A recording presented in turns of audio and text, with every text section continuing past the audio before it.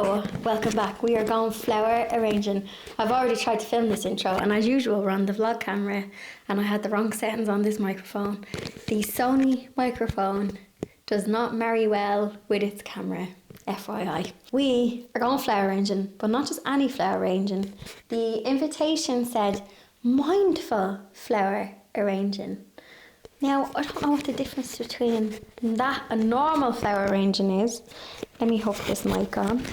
Hopefully the sound is working. I'm wearing this little romper because the brief said athleisure. We don't know athleisure. We don't know her. I do have yoga clothes and everything, but because I wanted to do a little bit of shopping afterwards, I want to go thrifting. There's a couple of secondhand bookshops I want to visit. I'm just wearing this little romper because I could do yoga in it. I can do my downward dog. I can do my sun salutation, but it's comfier for me to be walking around afterwards. So let's head into the big smoke, into the city, and go flower arranging. I'm also going to go thrifting after. Apologies, my boobies were, I was flashing you. In Sunday's garden video, I was saying that I started a drawing class on Saturdays, and I want to treat myself to like some secondhand drawing books if I can find them. There is an Oxfam Books on Parliament Street. There is, I think, a secondhand book. Oh, I better check the door. Yeah, there's a secondhand bookshop on George's Street Arcade, but you can just Google. I wouldn't be a pro now at knowing a lot of places in town for thrifting. So yeah, that is the plan. Flower arranging, and then a little bit of thrifting, and then we have a little haul when I come back.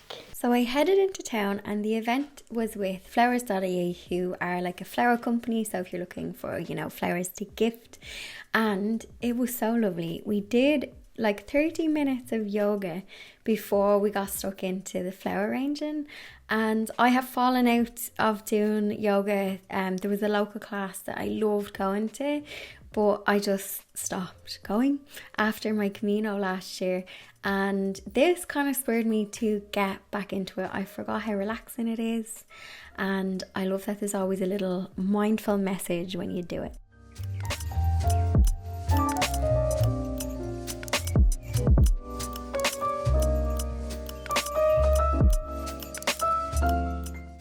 How flower arranging works and how much fun it actually is. You'll see that as soon as you start flower arranging, you're gonna really feel good in yourself. And as it was very therapeutic yoga class, I'm sure it is actually quite similar in the flower arranging. What I'm planning on doing now is just really showing you a simple step-by-step procedure with how you put the flowers together.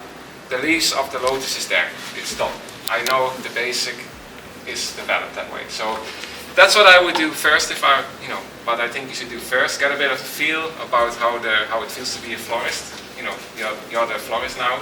And by cutting different stems of the pistache foliage just towards the center. So each time I cut nice bits, and some of you would be really like, oh, I like to have branches that is really big like that. Like I like it really wild.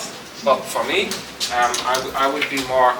I like to have it more very symmetric. That's just something I like. I like simple, and so you'll find that once you start doing this, you'll find your own creativity, and it's really fun. So I just think you have getting a bit of an example, but find your own inner lotus. That's what I think. What I loved about this flower arranging workshop was there wasn't a lot of rules.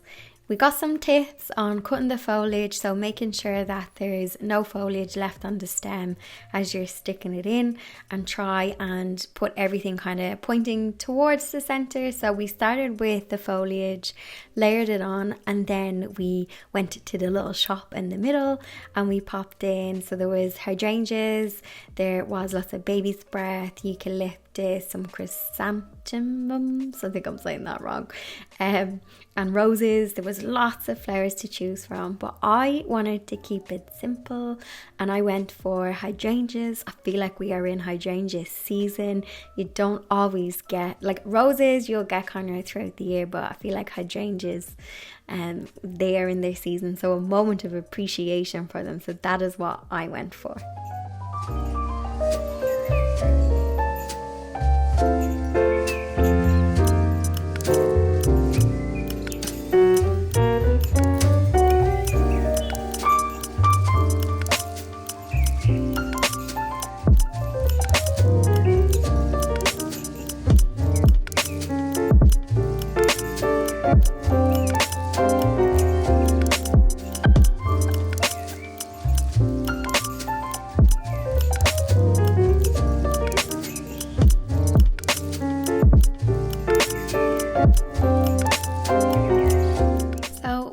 Was over, I strolled down to Parliament Street to the Oxfam Bookshop, so secondhand books.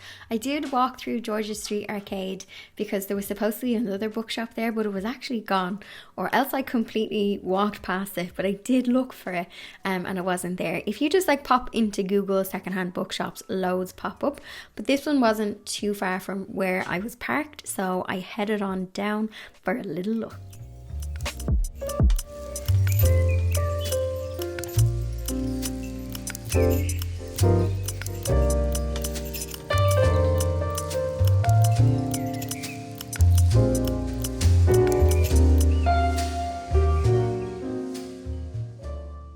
Popped a kettle. I have a fresh brew. It's not overfilled. I won't spill it. So I have a tiny thrift haul. I went to the bookshop, Oxfam Books on Parliament Street. I walked down. I had never been to it before. I don't know why I thought it might be bigger, but I actually got some garden books and I got the legendary, I got a Monty Don book for €4. Let me get my loot, hang on. I actually got some cute plates as well. Okay, Monty Don, My Roots, A Decade in the Garden. I don't know when this was published. Feel like it could possibly be an older book. I do have, this is more, I think, like a novel maybe. Like there's no pretty pictures of plants. It's almost like a journal. It's all dated and stuff. 20th of the 6th, 2004. My Roots. Maybe it was re-released because there is a review on the back and it says 13th February 2000. Why did I think that said 2020? Oh, it is his garden journal. I need to start keeping a garden journal just for knowing what plants worked and what didn't. But I got this for €3. There was only this one. So just if anyone goes back to the Oxfam Bookshop to see if they have any more. They had like one shelf of garden books.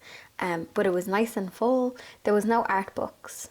I didn't get any art or painting or drawing books. But in my art class, the place that I go to, there's loads of books in a little shelf, so I'm sure I can treat that maybe as a library. My teacher might let me take some. Okay, next book, this one. How much were you? Oh, you were €4. Dearer than Monty Don. What? Gardens for Birds. I shared a thing, maybe it works for birds, but I shared a thing on my Instagram about using, there was a bug in my garden and I didn't know what it was. Turns out it was a hoverfly. It looked like a wasp, but it wasn't.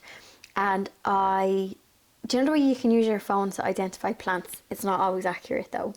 Well, I took a screenshot of the bug and it identified the bug. I'll leave the little clip in here. Basically, you take a picture and go to your camera roll.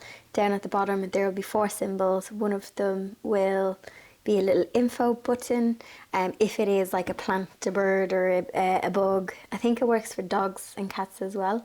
But I got this and this has loads of pictures inside and loads of tips because I love the birdies in the garden. And I wanted a book because yeah, it's great for your phone identifying what's in the garden, but I try to not be on my phone as much as I can. Then I got, I thought this might be useful. However, I'll probably end up Googling most of the terms, but it is the A to Z of garden terms. So basically, do you know all those big words? This was €3. So, do you ever, it's done in alphabetical order, that is basically like a dictionary for all the garden terms. Manganese, one of the trace elements which plants require, but only in very small amounts. Lobulate, having lobules. Lobule, a small lobe. This is entertaining. Lyrate, lyre shaped, having a larger terminal lobe than the lateral ones. What's a lobe? Loam. I've heard this term a lot. Soil, isn't it? This term is used to refer to soil in general, but also to archetypal soil, which is the best medium in which to grow plants. This is a balance of clay, sand and organic matter. So we basically just have a dictionary for all of those really confusing garden terms. So I can, renunciate. Botanical term used to describe flowers or leaves that have large downward facing points or teeth.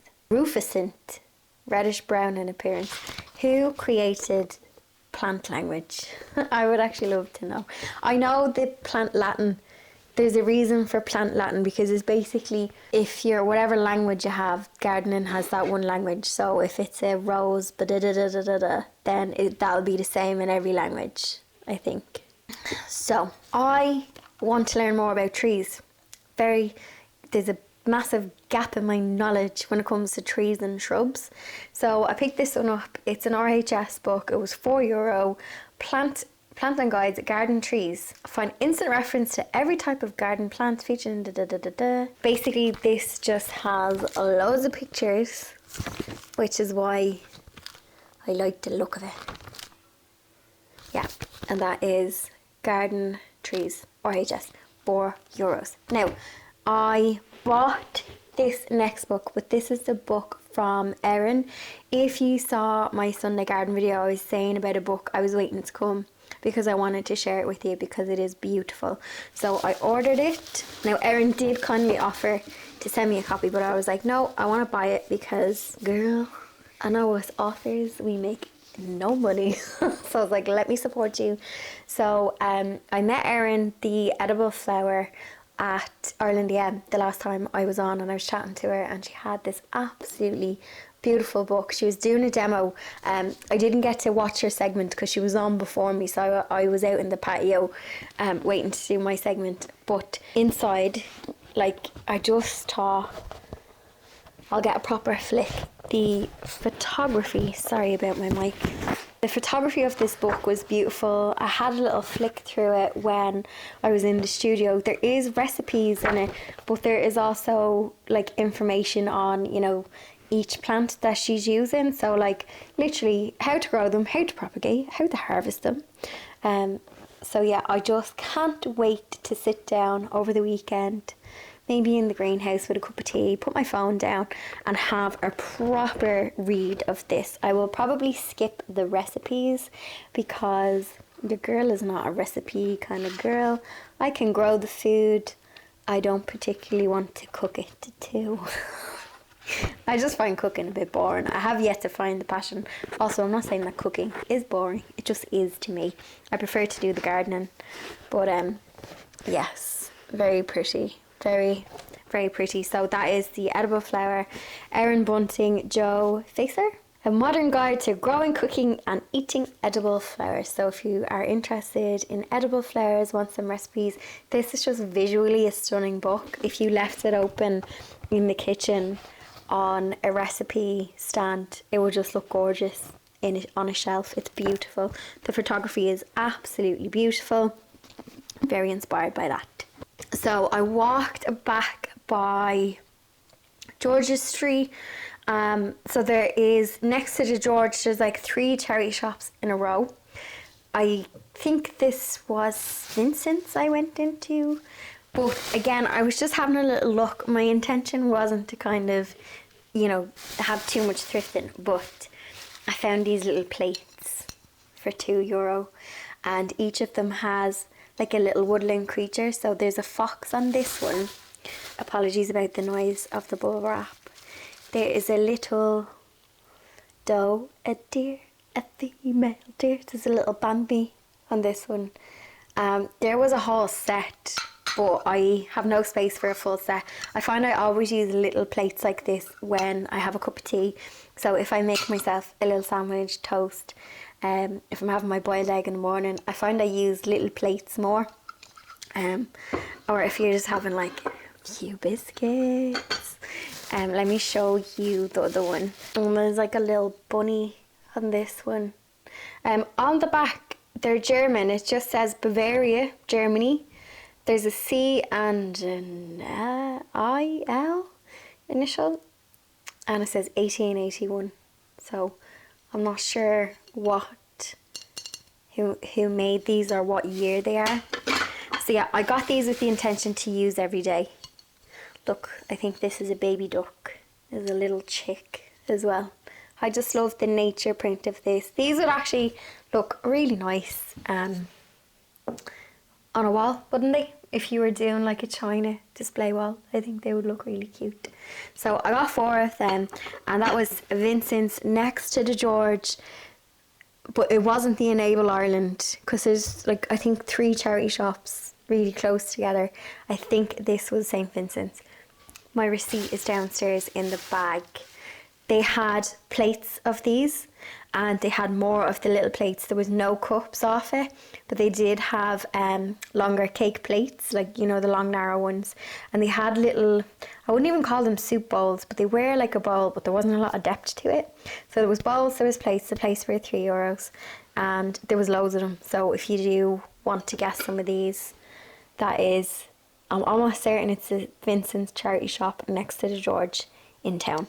And then I got this little picture for €5, but I am going to, I basically bought it because I really love the print that's on the inside, but I am going to paint the frame because I don't like the frame, but that's fine.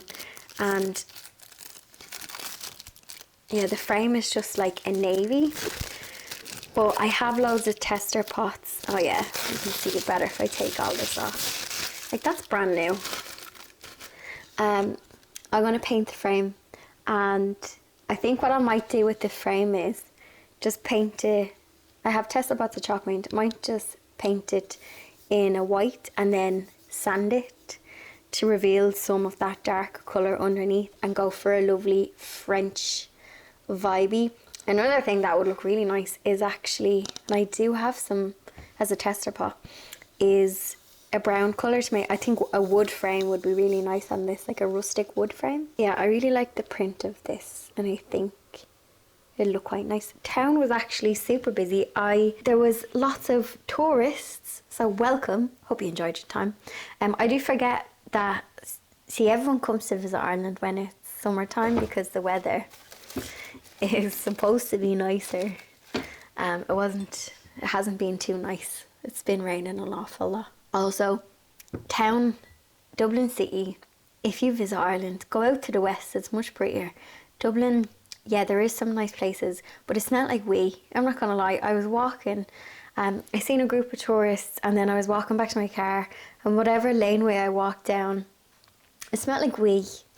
And I was like, and it was near I think it was near, just off Parliament Street. And I was like, God, I wonder, I never think about it when I'm a tourist and I visit a place. I never harshly judge a place. But I was thinking, God, if I was a tourist, would I think this place is filthy? And I thought it was filthy, and I'm from Dublin. I was like, lads, it smells like wee. It smells like wee. Anyway, that is my small haul. And I'll actually show you my flowers because I'm really impressed with my flowers. They're actually downstairs and they're huge. I was very cheeky. I just stuffed all of the flowers into it. Okay. Oh, I am so pleased with this. So I arranged these myself. So I'll pop them on the table and I'll give you a proper look. So it's just one of the hat boxes, and there is something in it, and it's holding the oasis in the middle. So there was lots of white flowers. There was loads of roses, carnations, hydrangeas, baby's breath. Lots of foliages, eucalyptus. Oh, hang on, I'm spilling water. I'm going to pop it down. I am very impressed with this. I went for hydrangeas and I broke it up with some baby's breath in the middle. And I tried to just take out the leaves of the hydrangea as well, because I think as hydrangeas dry, if the leaves touch from another one, I think they can get a bit tacky and stick to each other. So I tried to just separate each of them with a bit of baby's breath and the leaves. Some of them are still touching, it's okay. And then I went for loads and loads of foliage. The eucalyptus was getting high demand for the eucalyptus, so I just put a couple of sprigs in it just for a bit of effect. It is giving wedding vibes, and I'm not gonna lie, I'd say I jam-packed in easily €100 worth of flowers in that because I just know how expensive cut flowers are. That's why I've been trying to grow them myself and just making bouquets from my own garden, because I just know how expensive they are. So that's why I went to town with this one, but I'm really impressed with it. So some of the girls, they put roses in it as well, but the roses were slightly on the cream side, whereas these hydrangeas are really white. They're so pretty. So that's why I didn't go for the roses. And carnations would have been nice as well because they were the same shade. So I went for just green and white. And when these, I might even try and dry the hydrangeas, so I'll give the water a top up on the Oasis, but I can hang on to the box. So the hat box, I did a flower display years and years ago. My OGs will remember, and I used a hat box. So I'm going to hang on to the box and the little thing that's on the inside, and I'm going to reuse that because I think it would be nice for like a little autumnal display. So yeah, I am delighted with that. Like, how blessed is that? That is just so pretty. So that's all I have for you this week. Oh, a little bit of flower arranging, bit of thrifting. Sorry there was no DIYs this week. I was just up to my tonsils with some other client work this week, so Thursday's video was a bit of a random vlog one, but I still hope you enjoyed it. If you are new, welcome. Please do hit subscribe. If you do, welcome to the community. Say hello in the comment section below. Actually, if anybody knows, I love watching Mr. Carrington's videos where he goes to like car boot sales and he goes out thrifting. There seems to be way more places where he is compared to here. So if anybody is in like Dublin, Meath, Kildare that knows of any decent car boot sales or thrifty things, or I know sometimes there'll be like car boot sales on the first weekend of the month or things like that. It can be hard to find them. Like Google sends you down a rabbit hole. So yeah, leave them in the comment section so I can keep an eye on them. And if you do have any of your favourite secondhand shops around the town, around the city, let me know.